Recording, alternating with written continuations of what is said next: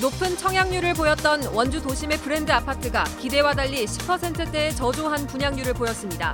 침체된 주택시장은 좋은 입지와 선호 브랜드도 통하지 않았습니다. 해외 보이스피싱 조직의 지시를 받아 국내로 파견되는 외국인 조직원들이 갈수록 늘고 있습니다. 한국인보다 과감한 범행이 가능하고 범행 직후 출국하면 수사가 쉽지 않다는 점을 노렸습니다. 교사 채용에도 장애인 전형이 확대되고 있습니다. 하지만 정작 응시하는 장애인이 없어 합격자가 없는 전형이 되고 있습니다. 교육연수원 횡성분원에 대한 강릉 지역의 반대 여론에 대해 강원도 교육청이 분원 건립이 필요하다는 입장을 재확인했습니다. 다만 강릉연수원은 종전대로 운영될 것이라고 덧붙였습니다.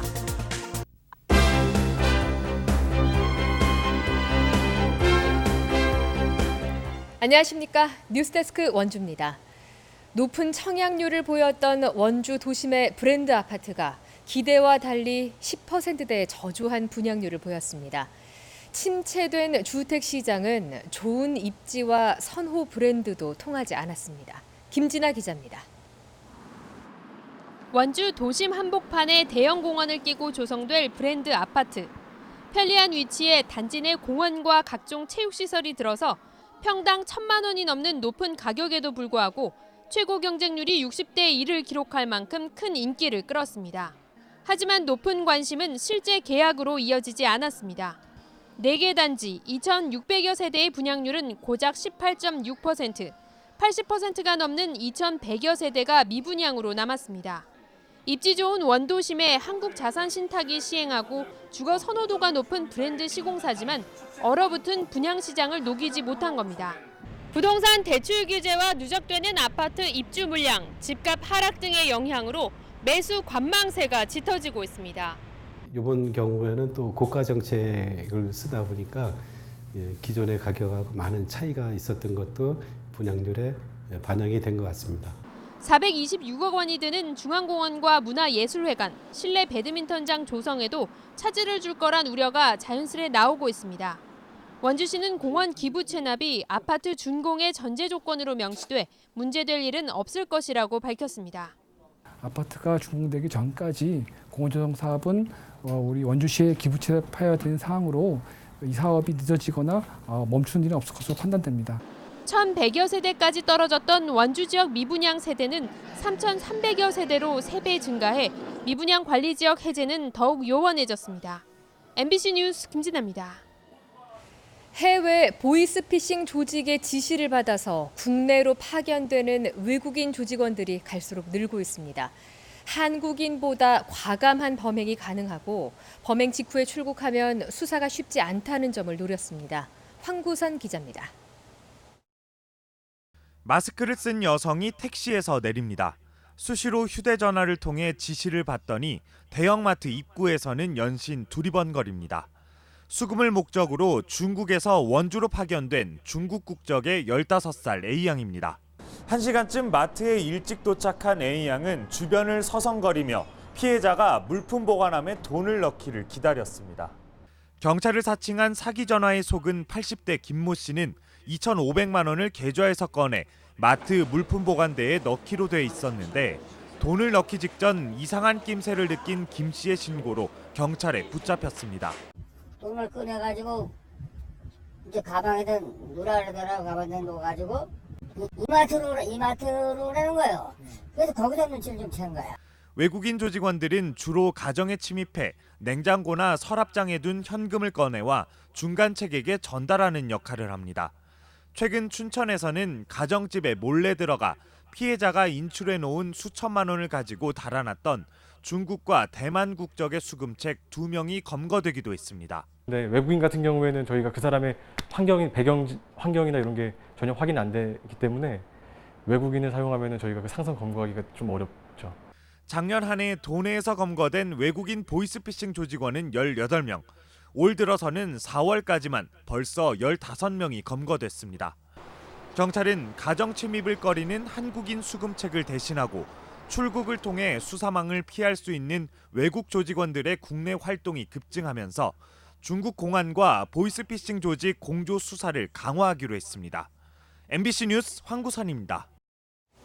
장애에 대한 인식이 개선되면서 장애인만 뽑는 장애인 교사 채용 전형이 확대되고 있습니다. 하지만 정작 응시하는 장애인이 없어서 합격자가 없는 전형이 되고 있습니다. 이재규 기자가 취재했습니다. 도내 공립 유치원 교사 임용시험 경쟁률이 17대 1을 넘었습니다. 25명 모집에 442명이 지원했습니다. 하지만 장애인 전형에는 단 한 명도 지원자가 없었습니다. 2명을 뽑을 예정이었지만 응시자가 없어 뽑을 수가 없습니다. 강원도교육청은 2008년부터 장애인 유치원 교사를 뽑기 시작했습니다. 하지만 올해까지 11년 동안 응시자가 한 명도 없었고 당연히 합격자도 없었습니다. 초등학교도 마찬가지입니다. 2017년부터 3년 동안 선발 예정 장애인 초등교사는 도내에서만 56명이었지만 응시자는 2명, 합격자는 없었습니다. 그동안 사회적 교육이 장애인들이 어느 정도 진입할 수 있는 공간이 한정돼 있었고 장애인 고용 촉진법에 따라 국가와 지자체장은 공무원의 일정 비율을 장애인으로 고용하도록 돼 있습니다. 하지만 응시 대상자 자체가 적거나 없어 법 제정 취지를 제대로 못 살리는 겁니다. 교육부는 내년부터 장애인 고용 비율을 맞추지 못할 경우 일정에게 부담금을 물리기로 했습니다. 장애인 교사 채용의 목적을 제대로 살릴 수 있는 대안이 무엇인지 교육 당국의 고민이 깊어지고 있습니다. MBC 뉴스 이재규입니다. 국토교통부가 공표한 전국 도로 현황 통계 자료를 보면 강원도 도로 포장률이 전국 하위권을 맴돌고 있습니다. 산악 지역이 많다 보니 전국에서 가장 높은 도로도 강원도에 있는 것으로 확인됐습니다. 홍한표 기자가 보도합니다. 지난해 말 기준으로 강원도의 도로 연장은 총 9,953km로 전국에서 중위권 수준입니다. 하지만 면적 단위로 환산해 보면 1제곱킬로미터당 0.59km로 전국에서 가장 열악했습니다. 도로 포장률도 88.4%에 불과해 전라북도와 경상북도에 이어 세 번째로 낮았습니다. 고속도로 개설 사업이 부진한 데다 열악한 도로 소주는 지역 경쟁력을 약화시키는 주요 원인으로 지목되고 있습니다. 산업이나 지역 경제의 위축을 가져올 뿐만 아니라 지역 주민의 삶의 질 저하도 유발시키는 요인이 되고 있습니다. 그렇기 때문에 지역의 균형 발전 측면을 충분히 고려해서 정부는 도로와 철도 등 기반시설 예비 타당성 조사 개편에 지역 균형 발전 평가를 강화하는 데 중점을 두고 있습니다. 가장 낙후된 강원 남부 지역에 피폐화되어 가고 있는 폐광 지역 경제 회생을 위해서는 현재 진행 중인 평택 삼척간 동서 고속도로가 하루빨리 건설되어야 된다고 봅니다. 전국에서 가장 높은 도로는 해발 1330m에 있는 지방도 414호선 한백산 만항제 구간입니다. 한백산에 자리 잡은 만항제 구간은 정선과 태백, 영월의 경계 구간에 있습니다. 양양과 인제를 잇는 44번 국도 한계령 구간은 해발 1004m로 세 번째로 높았습니다. MBC 뉴스 홍한표입니다.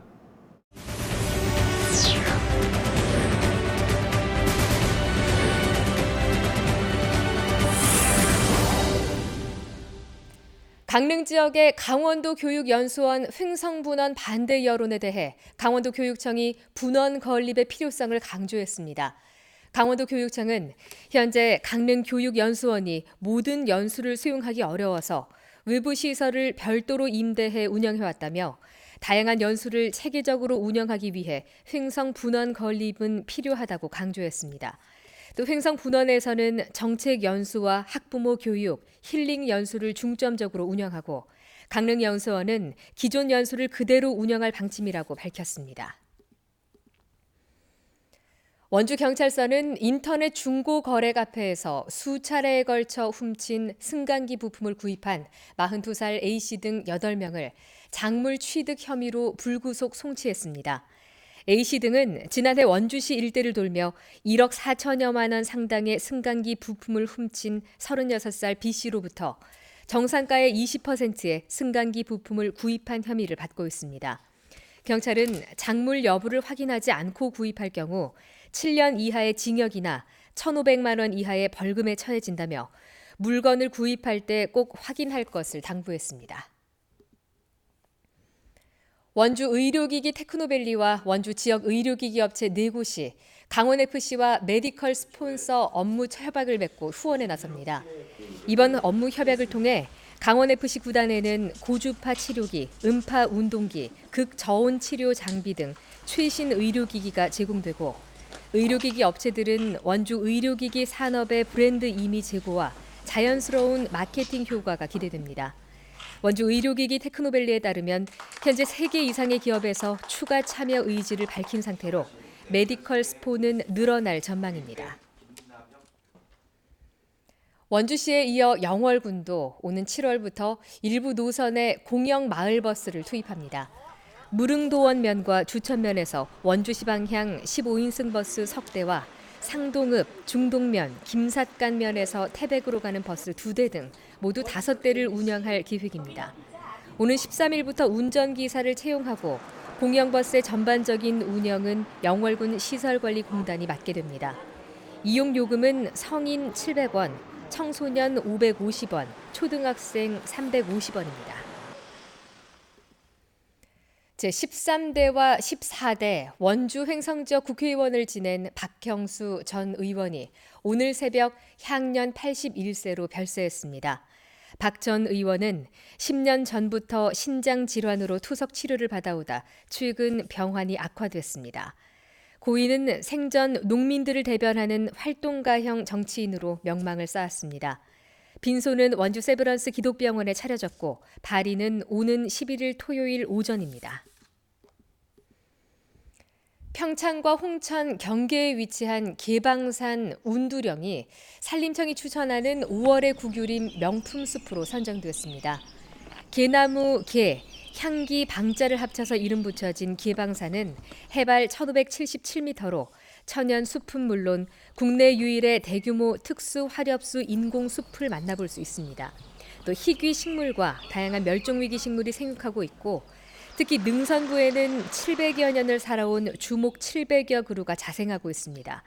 산림청은 홈페이지 등을 통해 추천 명품 숲을 홍보하고 있습니다.